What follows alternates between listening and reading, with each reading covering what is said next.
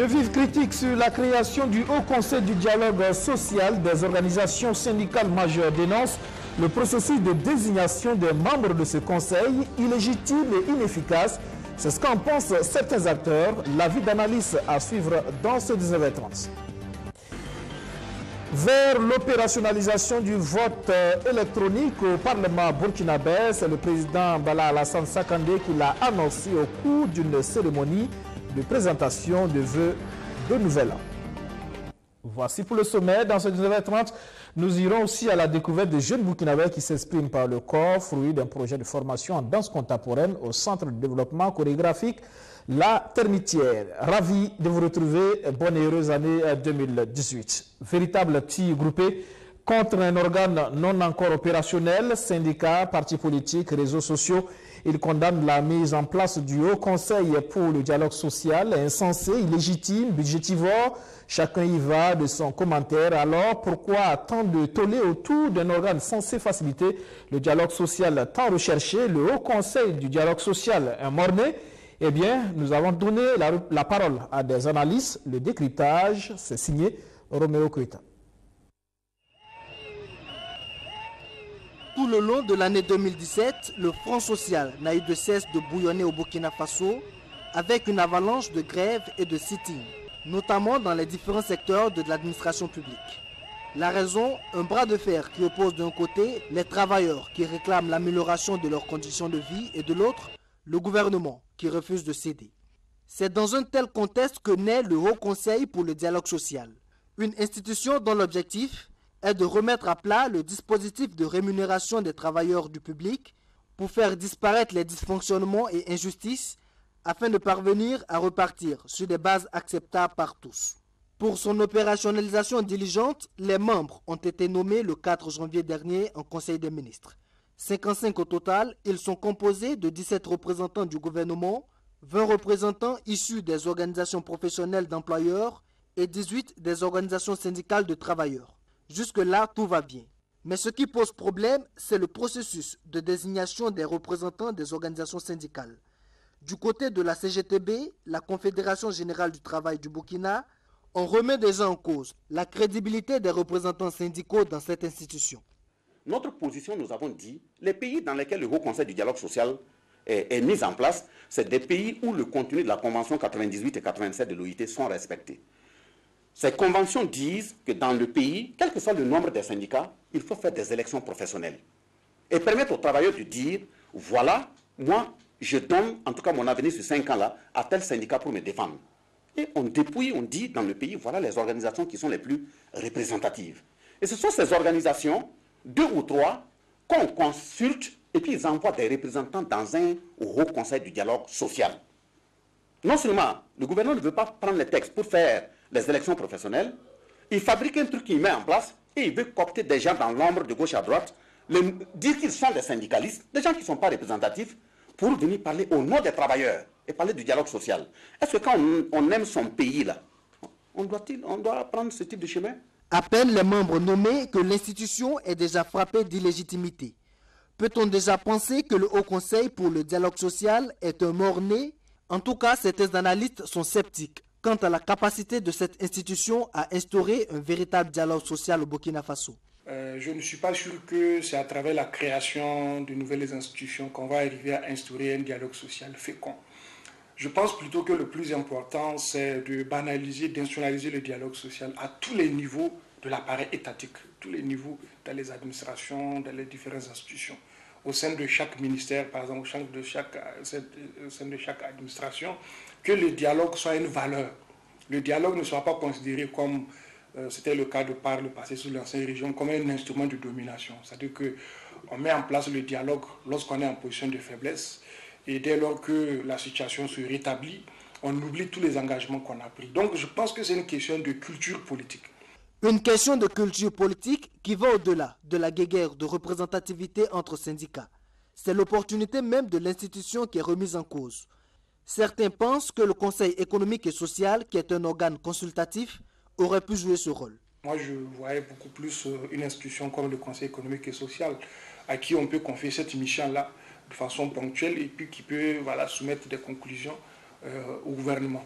Maintenant, après, il appartient à l'ensemble des administrations, à l'ensemble des institutions de mettre en œuvre les recommandations, sans pour autant qu'on ait un organe permanent. On a des institutions qui sont là, qui ont du mal à démarrer, comme le HCRUN, par exemple. Et donc, je ne vois pas en quoi cette prolifération d'institutions peut apporter un plus, je dirais, dans la consolidation de la paix sociale au Burkina Faso. Avec ce qu'on peut considérer comme un faux départ, les acteurs sociaux craignent que le Haut Conseil pour le dialogue social ne finisse comme sa consoeur, le Haut Conseil pour la réconciliation et l'unité nationale, qui après 2 années de fonctionnement peine toujours à faire ses preuves. Certains voient une incapacité du gouvernement à faire face à la pression sociale. Apparemment, le gouvernement a encore utilisé la stratégie du faire-valoir, c'est-à-dire choisir des gens qui vont tenir lieu de ceux qui auraient dû être là en principe. Du coup, on se rend compte que cette volonté qui aurait dû être ferme de la part du gouvernement pour résoudre cette question, finalement, n'existe pas parce qu'il choisit des acteurs qui ne sont pas les vrais acteurs et les vrais acteurs avec qui il aurait eu besoin vraiment de discuter, finalement, il ne les aura pas au bout du fil, si on peut s'exprimer ainsi. Le gouvernement n'a pas de solution. Et donc, on dit on va réunir l'ensemble des acteurs, trouver une solution consensuelle. Ça peut être perçu comme, je l'ai dit, un moyen de mettre en œuvre la bonne gouvernance, mais quelque part aussi, je me demande si ça ne cache pas un déficit programmatique. Si ce n'est pas la pauvreté programmatique du pouvoir en place qui est reflétée à travers ces mécanismes d'institution. Puisque ce sont des mécanismes qui peuvent nous conduire à des impasses. Au cas où il n'y a pas de consensus, il n'y a pas d'accord sur le système de rémunération des travailleurs, qu'est-ce qu'on fait? En cas d'échec, par exemple, qui endosse la responsabilité? Est-ce que c'est l'ensemble des parties prenantes? Est-ce que c'est le gouvernement? Ça, c'est une des questions que je me pose. On se souvient du CCRP, le comité consultatif sur les réformes politiques sous la gouvernance de Blaise Compaoré. L'opposition politique et une partie des organisations de la société civile avaient boycotté les travaux, estimant qu'elles n'avaient pas été associées à l'élaboration du mécanisme en amont. Aujourd'hui, avec le Haut Conseil du dialogue social, c'est une partie des syndicats qui remet en cause la légitimité de l'institution. Alors, nos analystes se demandent si le gouvernement a tiré leçon des échecs du passé. Voilà, le dialogue social qui est prôné à l'Assemblée nationale face au président Bala Alassane Sakandé. Le personnel parlementaire a souhaité que ce dialogue soit maintenu et renforcé en 2018. Il est également question du renforcement des capacités, de reprise des concours professionnels et d'amélioration des rémunérations. On parle aussi d'une révolution, le vote électronique. Alex Carole Kaboré. Après les fêtes, les retrouvailles entre le personnel et le président de l'Assemblée nationale, Alassane Bala Sakandé. Une cérémonie de présentation de vœux et le personnel a surtout fait des doléances en ce début d'année 2018. Souhaitons-nous qu'en cette année 2018, Monsieur le Président, l'action soit mise sur l'appui conséquent à la mise en œuvre des plans de formation, la reprise des concours professionnels, la poursuite de la dynamique de relèvement des rémunérations, l'amélioration de la couverture du système médico-social, le maintien du dialogue social, l'adoption des textes d'application de la loi 038-2017 AN du 23 mai 2017 portant fonction publique parlementaire. 2018, une année de révolution à l'Assemblée nationale. Le président Alassane Bala Sakandé annonce des changements majeurs dans le fonctionnement du Parlement. Comme projet, nous allons mettre en œuvre un système parce que j'ai autorisé votre syndicat à organiser des formations, façon à ce que vous soyez informés de vos droits et de vos devoirs.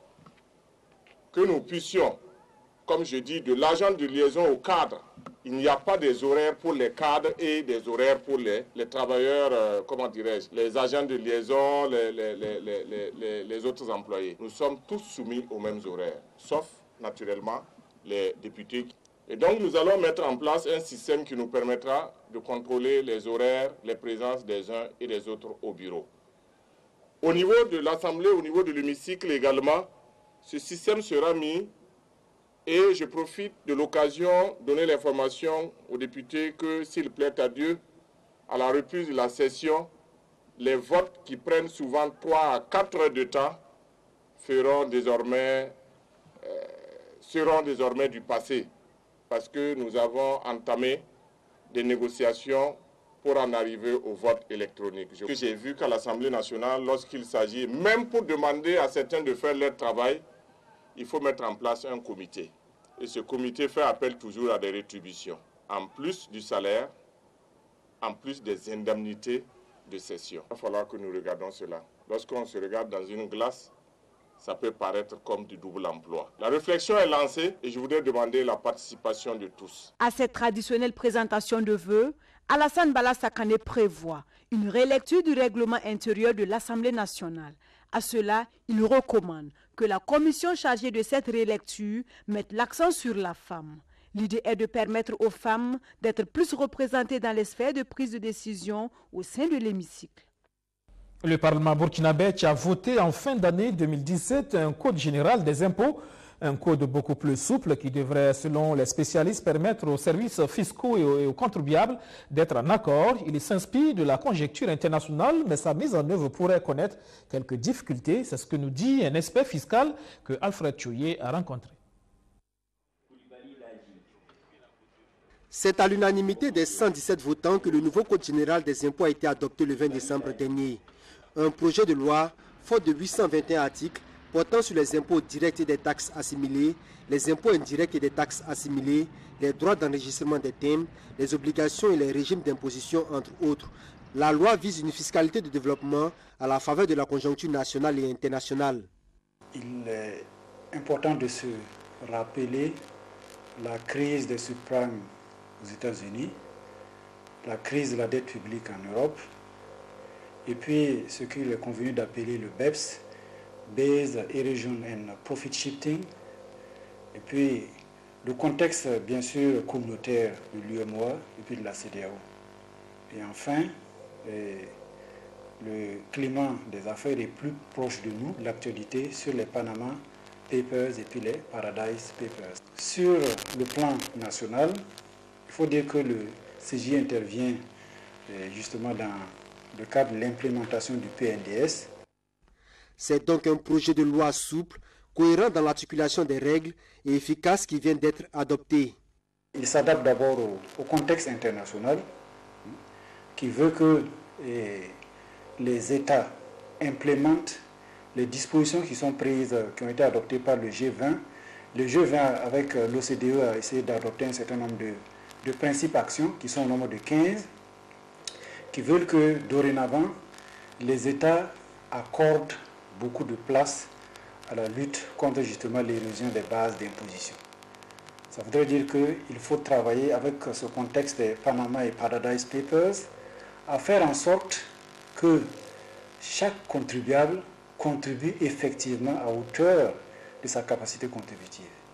Il n'est pas normal que des entreprises qui gagnent des milliards ne payent pratiquement aucun copec, alors même que le simple ouvrier qui n'a que quelques subsides paye régulièrement des impôts et taxes. La pertinence des innovations apportées à ce nouveau code ne devrait pas faire perdre de vue les écueils qu'il comporte. Certaines dispositions du code risquent de rendre difficile sa mise en œuvre.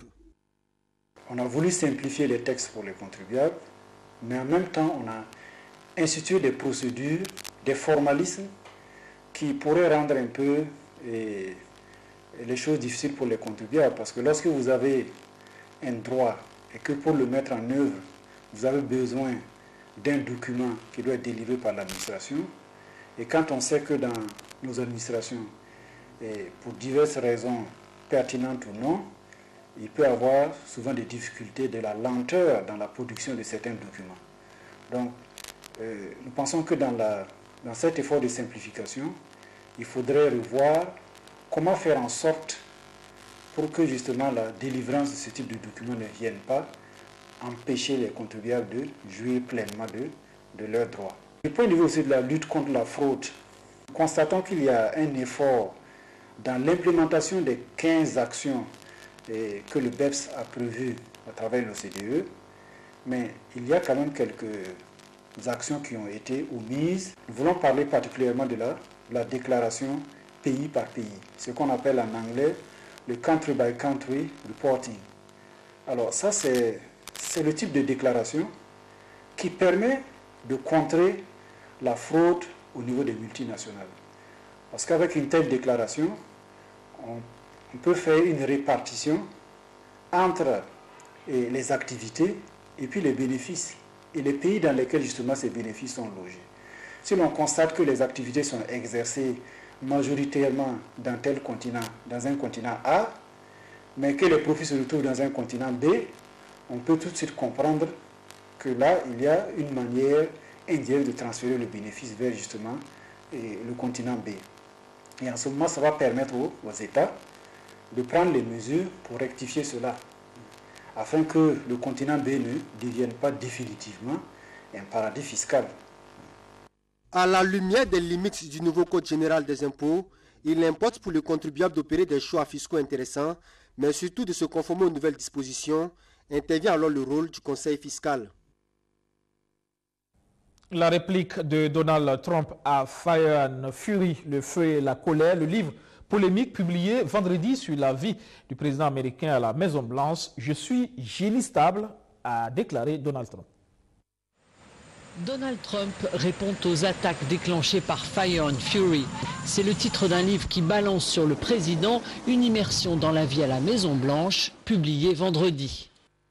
Tout au long de ma vie, mes deux atouts ont été ma stabilité mentale et le fait d'être très intelligent. Je suis passé d'homme d'affaires très prospère à grande star de la télé et à président des États-Unis à mon premier essai. On peut me qualifier non seulement de malin, mais de génie, et un génie très stable en plus. La question de la personnalité de Donald Trump est pourtant de moins en moins taboue. Des élus ont ainsi consulté une psychiatre de l'université de Yale, inquiète de la dégradation mentale du président. Pour les démocrates, c'est la preuve supplémentaire que le président est inapte à servir le pays. Les républicains ont un peu une réaction différente. Je pense qu'en privé, certains sont inquiets de l'image donnée. Ils se disent que c'est difficile de croire en une Maison-Blanche qui fonctionne comme cela. D'autres sont satisfaits de la chute de Steve Bannon, conséquence immédiate de ce livre. Dans le feu et la fureur, l'ex-conseiller en communication Steve Bannon balance sur les relations avec la Russie. On y apprend plein d'autres anecdotes croustillantes, comme le fait que Trump se nourrit de cheeseburgers du McDo par peur d'être empoisonné. Le feu et la fureur, un livre très recherché en ce moment. La page culture de cette édition, je vous invite à voir ce talent de jeune burkinabé dans un dialogue de corps, un projet de création de danse contemporaine, fruit de la coopération culturelle entre le Burkina Faso et la Belgique. Ça se passe au centre de développement chorégraphique La Termitière. Abdoulaziz Sarri.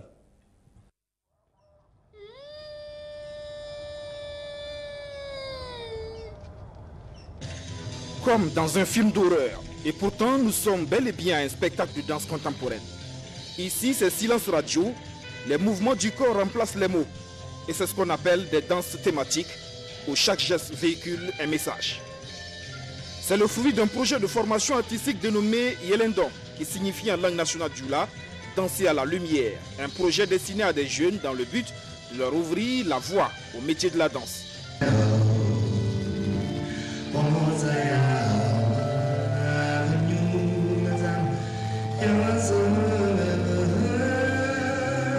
La formation Yelendon, c'est une formation qui s'adresse à des jeunes qui ont la volonté de faire la danse, la volonté d'être des artistes complets, d'être des interprètes, des danseurs professionnels. C'est vraiment une formation professionnalisante qui permet à des jeunes, par la danse, de trouver leur voie, de construire leur carrière artistique et surtout de prendre leur destinée en main. C'est plus d'une vingtaine de jeunes déscolarisés et non scolarisés qui sont ainsi formés. 3 d'entre eux ont bénéficié d'un échange artistique à Bruxelles. Après 3 années d'initiation à la danse contemporaine, ces jeunes sont aujourd'hui aptes. En témoigne ce spectacle dont ils sont les propres réalisateurs. Petit, même quand tu seras grand, petit, tu sais, on s'est tellement affirmé en disant non. Infirmer dans la négation, c'est notre mot. J'explique toujours à mes élèves de danse que la danse est déjà quelque chose de difficile d'accès, la danse contemporaine. Donc ici, il y a une nuance entre le théâtre et la danse. Alors, quand on parle de danse, déjà, il y a deux choses. Vous avez la danse en elle-même et la chorégraphie. Pour une chorégraphie, la danse n'est pas indispensable. C'est-à-dire qu'une chorégraphie doit obéir à un thème.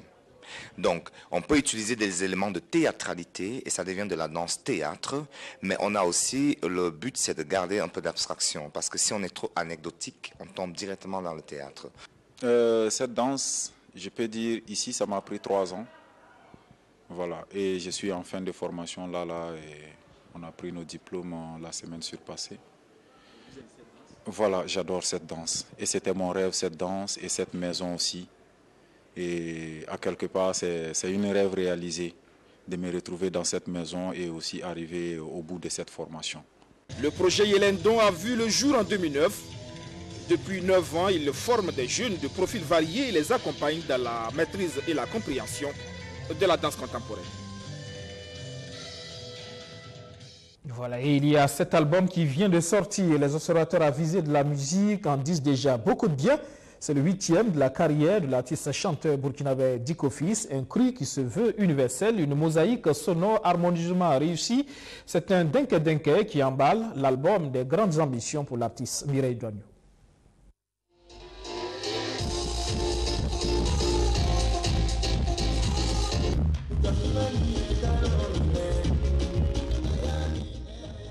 C'est un album riche en couleurs que Dicko Fils met sur le marché discographique. C'est le 8e de la carrière de l'artiste, sacré Cougno d'or 2016. Django, demain se prépare aujourd'hui, fait dans le denke teinté de rythme moderne. Le thème principal est l'éducation.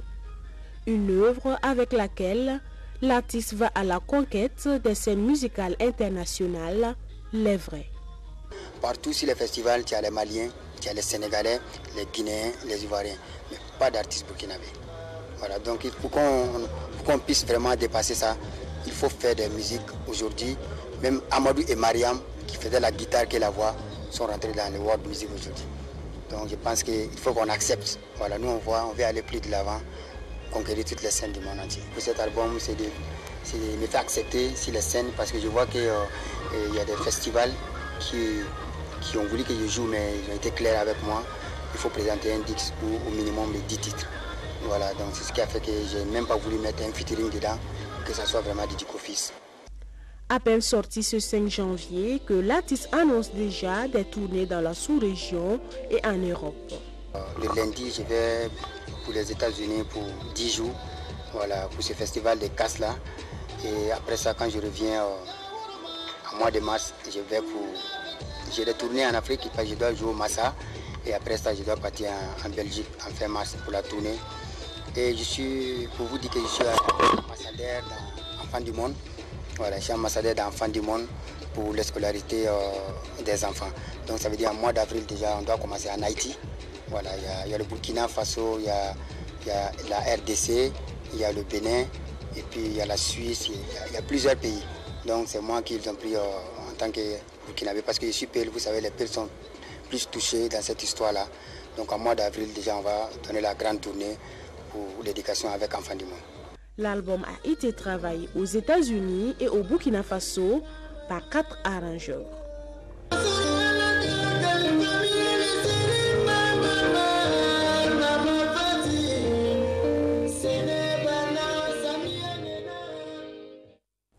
Voilà, et ça sera tout pour ce soir. Merci à toutes et à tous de nous avoir suivis. Excellent suite de programme sur notre chaîne. Je vous retrouve demain, 19h30, pour le 7 Info. Bonsoir.